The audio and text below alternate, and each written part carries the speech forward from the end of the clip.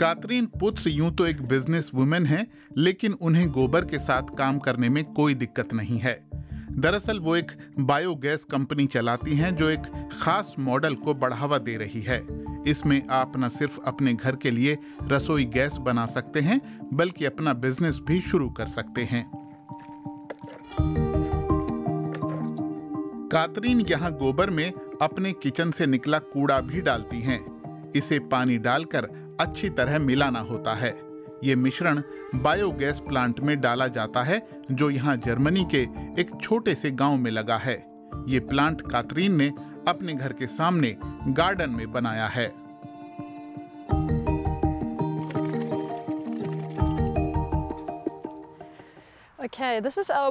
तो ये हमारा बायोगैस सिस्टम है।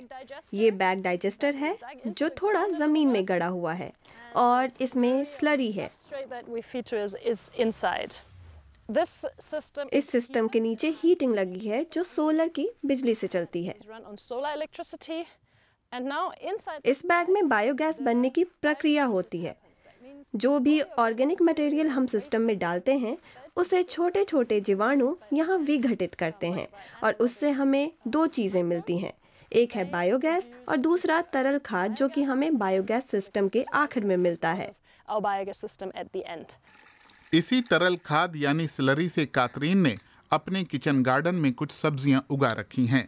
उनके इस बायोगैस मॉडल में भीमा शंकर शेटकर की बहुत दिलचस्पी है। भीमा शंकर भारत के राष्ट्रीय डेयरी बोर्ड के साथ काम करते हैं और अभी जर्मन चांसलर फेलोशिप के तहत जर्मनी में बायोगैस प्रोजेक्ट पर काम कर रहे हैं।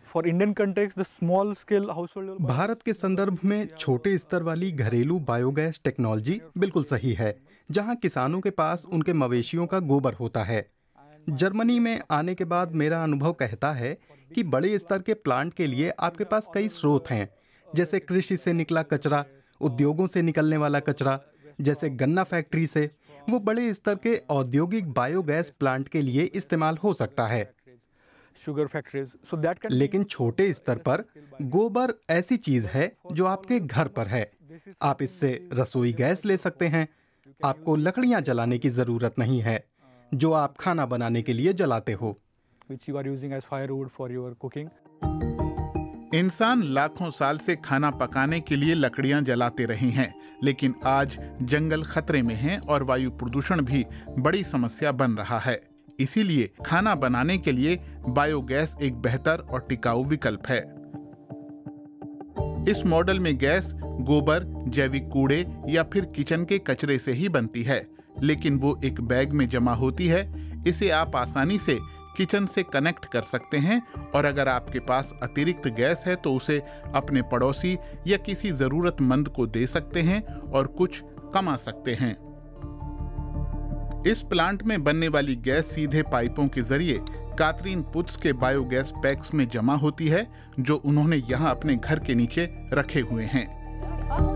कातरीन अपने इस मॉडल के साथ कई देशों में काम कर रही हैं। वो सामुदायिक स्तर पर भी काम करती हैं और बड़े साझीदारों के साथ व्यापारिक स्तर पर भी। वो कहती हैं कि उनकी एक बड़ी चुनौती बायोगैस की नकारात्मक छवि से निपटना है और इसके लिए वो पश्चिमी देशों की फंडिंग से मुफ्त में लगने वाले बायोगैस प्लांट्स को जिम्मेदार मानती हैं। जो बायोगैस सिस्टम विदेशी मदद से चलने वाले उद्योग ने कायम किए, उसमें से 60, 70 और 80% डोनर देशों पर निर्भर रहते हैं और काम नहीं करते। इसका मतलब है कि बायोगैस की छवि बहुत ही नकारात्मक है। तो ऊंची लागत पर ऐसे किसी भी बिजनेस को लगाना बहुत मुश्किल होता है। लेकिन मैं स्थानीय कारोबारी साझेदारों के साथ काम करती हूँ, जिन्हें इसमें संभावना दिखती है और हम लगातार कोशिश कर रहे हैं। And we continue to try. इसीलिए कातरीन का जोर ऐसे बिजनेस मॉडल पर है जो किसी तरह की फंडिंग पर निर्भर ना हो। भीमा शंकर भारत के बायोगैस बाजार को समझने में कातरीन की मदद कर रहे हैं। खुद उन्हें भी इस फेलोशिप ने जर्मनी में बायोगैस के क्षेत्र में हो रहे काम को जानने समझने का मौका दिया है। इंडिया में जब मैं काम कर रहा था तो बेसिकली डेयरी बोर्ड में जब काम कर रहा था 2018 में बायोगैस इसके ऊपर काम हमने शुरू किया था और हमें उस टाइम पे ये लगा कि ये जो गोबर आता है डेयरी फार्मर्स के पास हमारे, तो जो मैन्योर जिसको हम कहते हैं, उसका क्या कर सकते हैं, ठीक है। तो उसको लेते हुए हमने ये सोचा कि क्या हम उसमें से गैस जो होता है, बायोगैस बोलते हैं, ट्रेडिशनली किया ही जाता है, पर उसको थोड़ा अलग नज़रिए से देख सकते हैं क्या। तो उसको लेते हुए हमने ये काम शुरू किया था। तो जब ये काम कर रहे थे तो बार बार एक रेफरेंस आता था कि जर्मनी जो है पिछले 20 सालों से 25 सालों से इन सारी टेक्नोलॉजीज़ को लेके काफ़ी सारा काम कर रहा है। तो मुझे लगा कि क्यों नहीं हम इन चीज़ों को एक्सप्लोर करें, जर्मनी के अंदर कौन सी कंपनीज है, किस तरह से काम हो रहा है। भारत दुनिया में दूध का सबसे बड़ा उत्पादक है। 2019-20 में हुई मवेशियों की गणना के अनुसार देश में करीब 54 करोड़ मवेशी हैं, जिनमें गाय, भैंस और याक जैसे घरेलू जानवरों की संख्या 30 करोड़ से ज्यादा है। इन जानवरों से हमें एक साल में लगभग 100 करोड़ टन गोबर मिल सकता है। इससे एक साल में 40 अरब घन मीटर बायोगैस बनाई जा सकती है, जो ग्रामीण भारत के सभी घरों में कुकिंग गैस की जरूरत को पूरा करने के लिए पर्याप्त है। इसके अलावा इससे 30 करोड़ टन स्लरी भी निकलेगी, जिसकी मदद से हम रासायनिक खादों से मुक्त जैविक खाना उगा सकते हैं।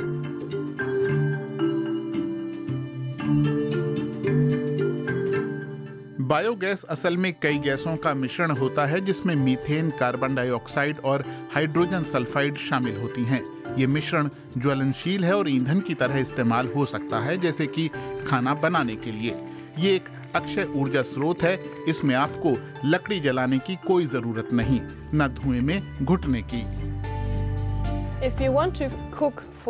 अगर आप दिन में 1 या 2 घंटे तक खाना बनाना चाहते हैं तो आपको हर दिन किचन से निकला 5 किलो जैविक कूड़ा चाहिए, या फिर 12 से 13 किलो गाय का गोबर,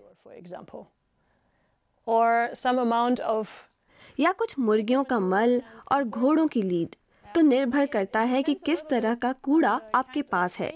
कुछ भी संभव है, लेकिन घर के स्तर पर हमें ज्यादातर किचन से निकला कूड़ा यानी जैविक कूड़ा मिलता है। तो आपको 5 किलो चाहिए, जो कि आम जर्मन घर में आपको नहीं मिल पाएगा। तो फिर आप अपने पड़ोसी से उसका कूड़ा मांग सकते हैं। You can just ask your neighbors to share their waste. कातरीन भी अपने पड़ोसी की मदद लेती हैं, जिनके साथ हम उनके अस्तबल में जा रहे हैं। हेरमन पेशे से बढ़ ही रहे हैं, लेकिन आजकल रिटायर्ड जिंदगी जीते हैं और उनके पास घुड़सवारी के शौक को पूरा करने के लिए खूब समय है। ये 2 घोड़े उनके शौक को पूरा करते हैं। हेरमन भी इनकी खूब देखभाल करते हैं। अब इस काम में कातरीन भी थोड़ा बहुत हाथ बटा रही हैं। कम से कम अब उन्हें ये नहीं सोचना पड़ता कि घोड़ों की लीद का वो क्या करें। ये लीद कातरीन के बायोगैस प्लांट में काम आती है। पहले मैं इसे जमा किया करता था, 1 साल तक पड़ा रहने देता था, फिर अपने ट्रैक्टर की मदद से इसे अपने खेतों तक पहुंचाता था, और आज पुट्स इसे अपने बायोगैस प्लांट के लिए ले लेती हैं। ये जलवायु के लिए बहुत अच्छा है। वो मेरी पड़ोसी भी हैं, मैं उन्हें इसे दे देता हूँ, अच्छा लगता है। वापस कातरीन के घर पर, जो पूरी तरह से सस्टेनेबल और ऑफ ग्रिड है। इसका मतलब है कि लकड़ी, मिट्टी और भूसे से बना ये घर अपनी ज़रूरत की कुकिंग गैस के अलावा अपनी बिजली भी खुद ही बनाता है, सोलर एनर्जी के जरिए। अभी हम जिस घर में हैं ये पूरी तरह मिट्टी, भूसे और लकड़ी से बना है। ये सस्टेनेबल घर है, बहुत ज़्यादा इंसुलेटेड है। ये ग्रिड से नहीं जुड़ा है। जितनी बिजली चाहिए हम खुद बनाते हैं।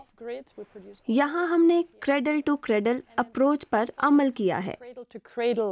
मतलब जो मटेरियल इस्तेमाल किया गया है उसे रिसाइकल किया जा सकता है, उससे खाद बनाई जा सकती है, यानी उसे वापस प्रकृति में भेजा जा सकता है।